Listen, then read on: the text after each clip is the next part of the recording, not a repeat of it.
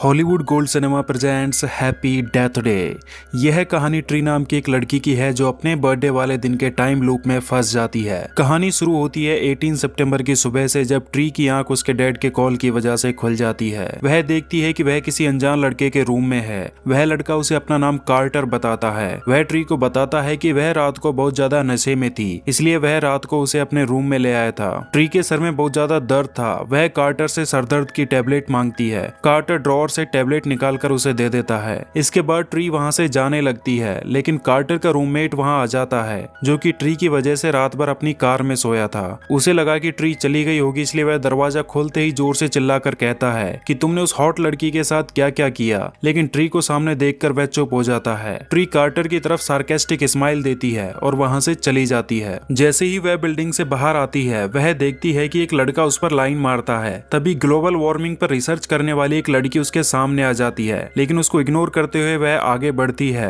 तभी वह वहां पर एक खड़े हुए लड़के को बेहोश होकर गिरते हुए देखती है। जब वह आगे जाती है तो उसके सामने टिम नाम का एक लड़का आ जाता है। वह ट्री से कहता है कि कल रात मैंने तुम्हें कितने सारे मैसेजेस किए, लेकिन तुमने मेरे किसी भी मैसेज का जवाब नहीं दिया। ट्री उससे कहती है कि हम केवल एक बार डेट पर गए हैं, इसका यह मतलब नहीं कि मैं तुम्हारे हर मैसेज का जवाब दूं। इतना कहकर ट्री आगे बढ़ जाती है। अब वह अपने रूम के पास आ जाती है। यहाँ पर एक लड़की उसको हाय कहती है, लेकिन ट्री उसको भी कोई जवाब नहीं देती और अंदर आ जाती है। यहाँ पर उसे उसकी क्लासमेट डेनियल मिलती है, जो उससे उस लड़के के बारे में पूछती है जिसके साथ वह रात को रुकी थी। लेकिन ट्री उसकी बात का जवाब ना देते हुए ऊपर अपने रूम में चली जाती है। यहाँ पर उसकी रूममेट, जिसका नाम लोरी था, उसने अपने हाथों से ट्री के बर्थडे के लिए एक कप केक बनाया था, लेकिन ट्री उस कप केक को बिना चखे ही डस्टबिन में डाल देती है। इन सब घटनाओं से हमें पता चलता है कि ट्री एक अच्छी लड़की नहीं है। उसे दूसरों की फीलिंग्स की कोई कद्र नहीं है। इसके बाद हम ट्री को उसके दोस्तों के साथ देखते हैं। तभी कार्टर वहां आ जाता है और ट्री की फ्रेंड से टकरा जाता है, जिससे ट्री के ऊपर चॉकलेट मिल्क गिर जाता है। कार्टर उसे बताता है कि मैं तो बस तुम्हारा ब्रेसलेट लौटाने आया था। ट्री उसे डांटती है क्योंकि वह नहीं चाहती थी कि रात को कार्टर के रूम पर रुकने वाली बात किसी को पता चले। इसके बाद ट्री अपने प्रोफेसर से मिलने जाती है, जिसके साथ उसका अफेयर होता है। लेकिन तभी कोई दरवाजा नॉक करता है और सामने प्रोफेसर की वाइफ होती है। प्रोफेसर अपनी वाइफ को ट्री के बारे में बताता है कि यह मेरी स्टूडेंट है। ट्री प्रोफेसर की वाइफ को हाय बोलकर वहां से चली जाती है। रात को ट्री की क्लासमेट उसके पास आती है और उसे बताती है कि आज हम सबने एक पार्टी ऑर्गेनाइज की है, तुम जल्दी से वहां आ जाओ। थोड़ी देर बाद ट्री पार्टी के लिए निकल जाती है। तभी उसके फोन पर उसके डैड का कॉल आता है। वह उससे कहता है कि आज मैंने तुम्हारा काफी देर तक इंतजार किया, लेकिन तुम नहीं आई। ट्री अपने पिता की पूरी बात सुने बिना ही कॉल कट कर देती है और अब वह एक टनल के पास पहुंच जाती है, जहां पर उसे अपने सामने एक टॉय दिखाई देता है जिसमें बर्थडे ट्यून बज रही होती है। लेकिन तभी वह वहां पर एक आदमी को देखती है जिसने मास्क पहना होता है। उसे लगता है कि कोई उसके साथ प्रैंक कर रहा है, लेकिन तभी वह मास्क वाला आदमी ट्री पर हमला कर देता है और उसे मार देता है। और इसके बाद फिर से उसकी आंख कार्टर के रूम में खुलती है। अब उसके साथ एक बार फिर से वही सब कुछ होने लगता है जो पहले उसके साथ हुआ था,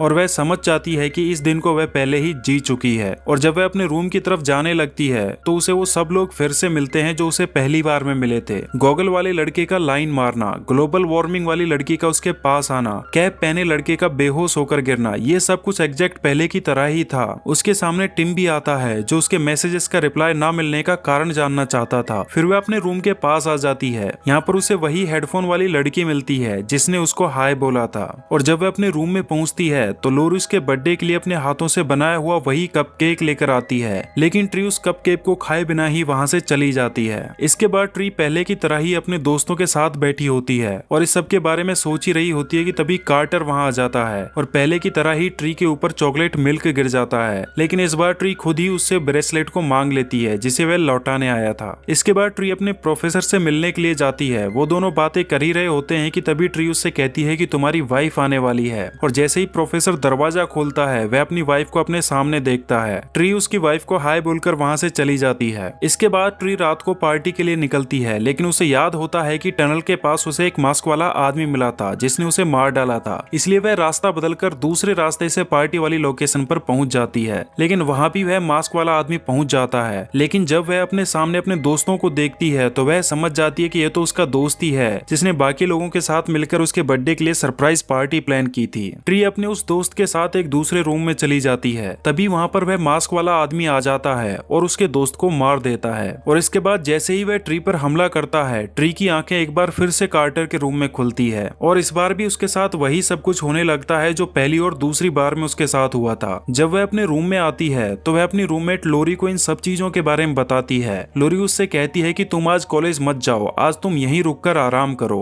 वह लोरी की बात मान लेती है और अपने रूम में ही रुककर टीवी देखने लगती है, लेकिन वह कातिल यहाँ भी आ जाता है और एक बार फिर से उसे मार डालता है और अब चौथी बार फिर से उसकी आंख कार्टर के रूम में खुलती है। इस बार वह बहुत ज्यादा घबराई हुई लग रही थी। वह हड़बड़ी में कार्टर के रूम से बाहर आती है और जब वह एक बार फिर से पहले जैसा नजारा देखती है तो वह बुरे तरीके से डर जाती है। तभी कार्टर उसके पास आ जाता है और उसे शांत करता है। वह अपने साथ घट रही सभी बातें कार्टर को बताती है और उससे मदद मांगती है। कार्टर उसे बताता है कि तुम टाइम लूप में फंस चुकी हो और तुम इससे तब तक बाहर नहीं निकल पाओगी जब तक तुम अपने कातिल का पता न लगा लो। और साथ ही कार्टर उसे यह भी बताता है कि उसने ट्री के नशे की हालत का कोई गलत फायदा नहीं उठाया था, वह दूसरे रूम में जाकर सो गया था। इस बात से ट्री काफी इम्प्रेस हो जाती है और वह समझ जाती है कि कार्टर एक अच्छा लड़का है। अब इसके बाद ट्री एक एक करके उन सब लोगों की लिस्ट बनाती है जिन पर उसे शक था। इनमें से वह उस लड़के का नाम तो पहले ही काट देती है जिसको कातिल ने पार्टी में मार दिया था। अब इसके बाद टिम पर नजर रखने की बारी थी, जो उसे हर बार पिलर के पीछे आते हुए मिलता था। ट्री खिड़की से छुपकर उस पर नजर रखती है, लेकिन वह देखती है कि टिम का इंटरेस्ट लड़कियों में नहीं है बल्कि लड़कों में है। तभी वह कातिल पीछे से आकर ट्री को मार देता है। अब इस बार वह प्रोफेसर की वाइफ पर नजर रखती है, लेकिन कातिल वहां भी आ जाता है और उसे मार देता है। इस तरीके से ट्री ने कई लोगों पर नजर रखी, लेकिन अभी तक उसे पता नहीं चल सका कि उसे कौन मारना चाहता है। लेकिन बार बार मरने की वजह से वह बहुत कमजोर हो जाती है और कार्टर के रूम में ही बेहोश होकर गिर जाती है। कार्टर उसे हॉस्पिटल लेकर जाता है। यह वही हॉस्पिटल होता है जहाँ पर ट्री का प्रोफेसर एज ए डॉक्टर काम करता है और उसकी रूममेट एक नर्स का काम करती है। प्रोफेसर ट्री को उसकी एक्सरे रिपोर्ट्स को दिखाता है और उससे कहता है कि इन रिपोर्ट्स के मुताबिक तो तुम्हें जिंदा ही नहीं होना चाहिए था। ये हैरानी की बात है कि तुम एकदम ठीक हो। दरअसल उसकी एक्सरे रिपोर्ट्स में उस पर हुए सभी हमलों के निशान थे। अब वह प्रोफेसर से कहती है कि मुझे यहाँ से जाने दो वरना मुझे कोई मार डालेगा। प्रोफेसर उसे समझाता है कि तुम्हें कोई नहीं मारेगा, तुम यहाँ पर बिल्कुल सेफ हो। लेकिन जब प्रोफेसर वहाँ से चला जाता है